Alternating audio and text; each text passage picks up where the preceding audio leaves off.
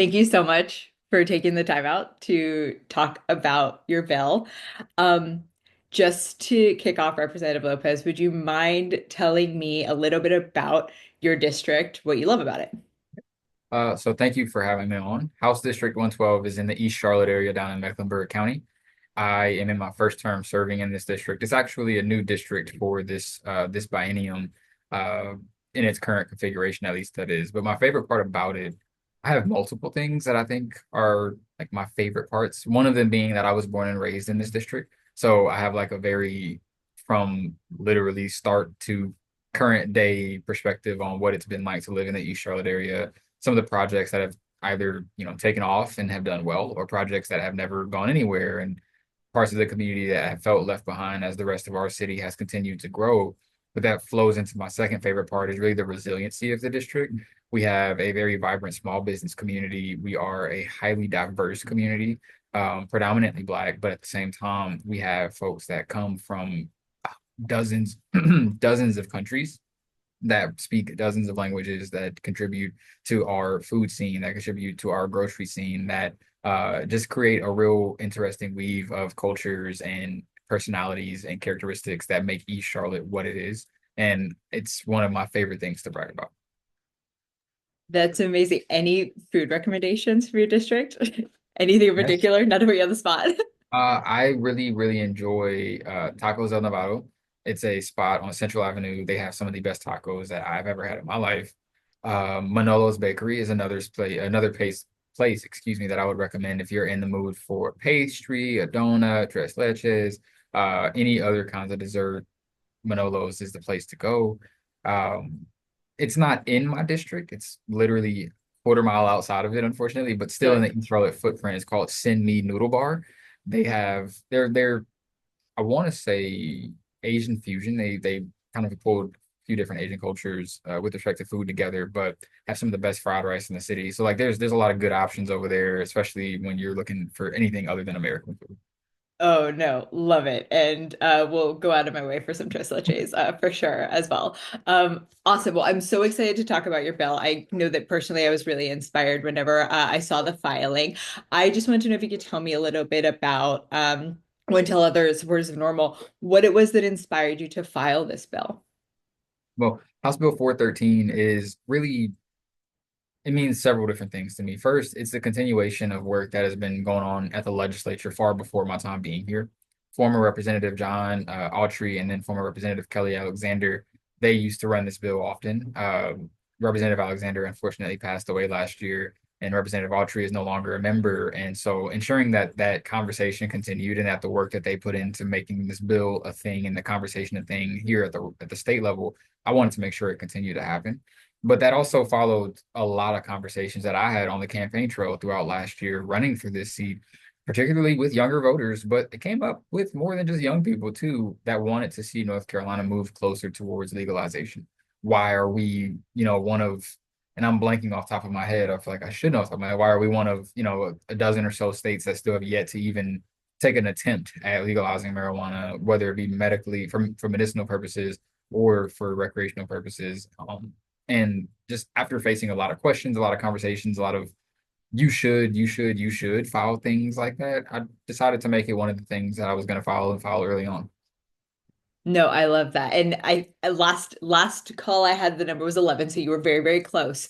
But I really appreciate that because I think ultimately still there are a lot of issues that are facing voters right now that span the gamut in terms of like economic, housing, like there's a lot of things that we're considering right now. So just kind of keeping it in the conversation, absolutely crucial. And if I could, one more part Yeah. that I would add that I completely blanked on is this bill includes a taxing portion of the bill. We're going to sell marijuana. The state, in my perspective, should try to generate some revenue off of it. We're also quickly hurtling ourselves towards a fiscal cliff. This bill would not solve that issue in and of itself, but it does provide at least one new additional revenue stream for the state to take advantage of. And where this bill at least outlines some of that money being spent would go into the communities and places that I believe funding needs to go, but also communities and issues that if we actually hit this fiscal cliff and have to start making tough decisions on where we're spending our state's money, it worries me that it'll be some of these marginalized and underserved communities that end up feeling the effects of those budget cuts first. This bill would hopefully take a dedicated revenue source and address a lot of that off the top. So, I mean, for a variety of reasons, I felt it was important to run this bill. No, that's incredible. And I guess to that point, as we're thinking about communities that are often left behind, that's often a critique from a lot of advocates is like legalization at large has really left a lot of individuals behind, specifically those that have been caught up in the criminal justice system. Does your bill include any expungement or opportunities for communities that have been most affected? Yes, it does. So it does include an expungement portion for certain marijuana offenses to be automatically expunged by if the bill were to go into effect today, late by 2020. I think it's like a 2-year process, so like 2027, I believe it will be for those expungements, those automatic expungements to take place. But then it also kind of got ahead of myself there talking about the funding sources. Some of that revenue generated would go into specific funds. One is a community reinvestment and repair fund. Another is a cannabis enterprise opportunity fund. The two of those in and of themselves, I see as like direct reinvestments into the communities that have been historically impacted by the war on drugs. One provides opportunities, or at least will create funding opportunities around home ownership, around college access, around community improvements that local governments could take advantage of or that community organizations could take advantage of. The Cannabis Enterprise Opportunity Fund, basically allowing for folks who want to get into the cannabis industry the opportunity to do that. And it would be supported by revenue generated by cannabis sales here in the state. And like those first dibs, the people who would get first dibs on that are those historically impacted people. And it's not just, like specific to a race. It's not just specific to an income level. It's not just specific to where you live individually. It's a combination of a variety of factors that we know contribute to or have contributed to so many of our communities being destroyed by the war on drugs. Absolutely. And knowing kind of how that's taken shape over the course of the past 50 years, like the evolution of which communities is impacted, demographic, age, things have like shifted over time, but it has been kind of all encompassing. So I love that the solution that you're proposing is similar in that sense of where it's hitting on a few different notes. So I would say, as someone who has talked about policy for a long time in the cannabis space, looked at medical, looked at adult use, um, looking at a bill like this, like hopes are really high, right? In terms of my expectations. But I was curious about your expectations of the bill in terms of performance within the legislature, if there are any like challenges or hurdles that you think that you're facing when it comes to building support. Yeah. Candidly, my expectations are not very high. Unfortunately, I've had a few conversations with leaders on here in the building that have indicated there just isn't the support in the majority caucus to move this bill. And that's kind of one of the first rules of legislating is knowing how to count your votes and knowing if you bring a bill to the floor, if you bring a bill to a particular committee, do you have the numbers to move it? And what I have learned, unfortunately, is that the numbers just aren't there within the majority caucus to do that. The reasoning behind it varies from some folks have very deeply held religious beliefs that prevent them from supporting marijuana legalization. I I'm religious myself, and I don't find myself agreeing with those views. Some have concerns about public health, particularly substance abuse. I think that is probably one of the more like oh, absolutely. If there's going to be one reason, or if there's going to be any reason at all, as to why we should take it slow, it's definitely to avoid increasing substance abuse issues across the state. One of the things this bill does is actually dedicate a percentage of funding to substance abuse prevention and treatment and education. So, like, the bill tries to get ahead of that, but folks still have those concerns. And then, really, just personal objections that may not even be based in a religion or maybe even be based in a health concern, just a deeply held belief that it shouldn't be legalized. And that's, I believe, the hardest one to break through, the hardest one to understand, because it might not always be based into something you can point to. It's the way somebody feels or the way somebody thinks their constituents feel. Now, I will say the amount of feedback I've gotten from people across the state, not even just in House District 112, would lead me to believe, hey, if you're concerned about the way your constituents feel about marijuana, you should go talk to them, because you may be surprised at how many support, whether it be medical or recreational. You'd be surprised at the amount of support out there, because I've heard from everybody, or no, not everybody, from every region across the state, I've probably gotten at least 3 or 4 emails, and it has blown me away at the variety of support, or the broad amount of support. Yeah, absolutely. And I think we see a lot of polling data coming out now, specifically in North Carolina. And I don't want to misquote because I think that some of this is slightly older, but like generally speaking, support for medical has hovered between at least 70 and 85%, depending on the outlet. And I do believe that adult use has crossed over the 50% margin here in the past couple of years as well. But it can be uncomfortable to talk about it, especially you think about to like elected representatives in that sense of just like historically that could be a bit of a challenge. So I guess what can your constituents or other citizens across North Carolina do to support this type of effort moving forward? What have you seen impact within the legislature?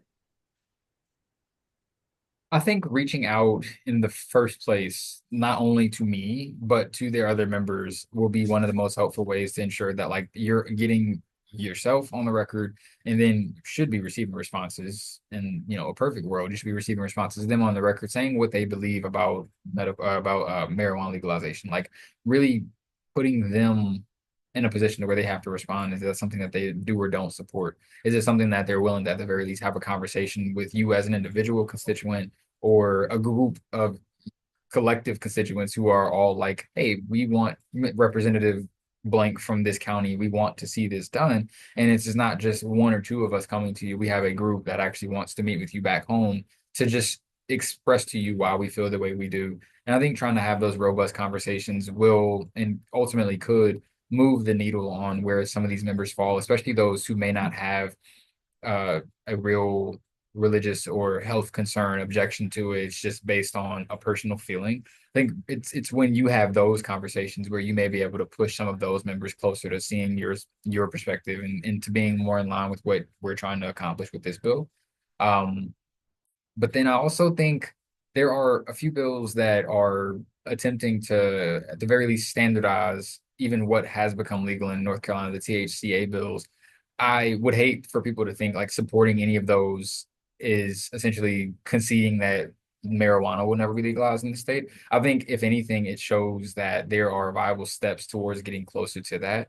And I think, helping some of these THCA industries, helping supporting some of these THCA industries and kind of creating a standardized process, a standardized regulatory process that is will help streamline bringing medical legal marijuana into the state once that time does come. And that may not feel like you're doing much in the advocacy for marijuana at large, but it does a lot with respect to the systems that will have to be set up when marijuana is legalized at large. So I think even expressing and signaling support for some of those bills could go a long way in furthering the conversation and showing a very, very real sense of understanding that, hey, this is a big ask. It will be a very big undertaking for the state of North Carolina to do all at one time, especially. We're willing to even say, let's do this here and now and keep the conversation going. And as we're building this plane while we're flying it, every time we come back to have another conversation, there's more solid ground to stand on, to keep discussing it.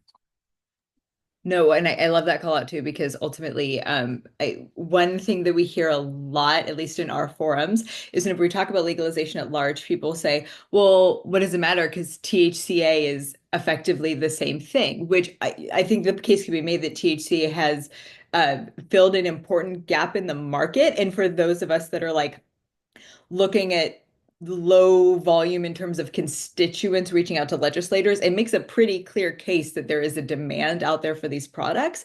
But then simultaneously, one thing that we try to push back on folks whenever we get that feedback of like THC is the same thing, what does it matter, is it doesn't provide legal protections. We've had numerous instances in which law enforcement struggles to be able to tell the difference between two identical seeming, identical smelling plants, and that's become a major issue for a lot of folks. That's exactly what those bills. And off the top of my head, I'm blanking on their numbers. I think there's a House bill. I think there's a Senate bill as well. That's what they are trying to essentially solve that issue. As you acknowledged, there's no age requirements, for example, whereas those dispensaries, they legally could sell to a 12-year-old if they wanted to. Now, I don't think any of them do. I want to say most of them probably require you to be 21 plus, but like the way the law is written, or I guess isn't written at this point in time, it isn't illegal. And so like it's gaps in the law such as that they're trying to address. And like I said, I just think it furthers a very, very important conversation. And it I like the way you just framed that too, showing that the volume of people kind of speaking out and that maybe the THCA is showing cause like, hey, obviously people want to see more of this or to see us move in this direction. I hadn't even thought about it in that perspective, but that is also another way to look at it that I will definitely be taking. I hope you don't mind. Oh Uh, no, by all means. and so yeah, no, it's I would stick to, or at least from my perspective, I think kind of hitting on both of those, the just reaching out, continuing to have conversations, organizing larger group conversations with your members, but then also supporting some of the steps that we are taking now, even if they aren't the whole cake. Like there's something there that we can build off of. Well, thank you so much for, taking a moment to showcase and prioritize this issue and your bill. I hope you have a great 420. No, thank you. You do as well. My birthday is actually 4/21, so I think I'll have a fantastic 4/20. Oh, hey, that's amazing. Happy birthday. Thank you very much. I appreciate it.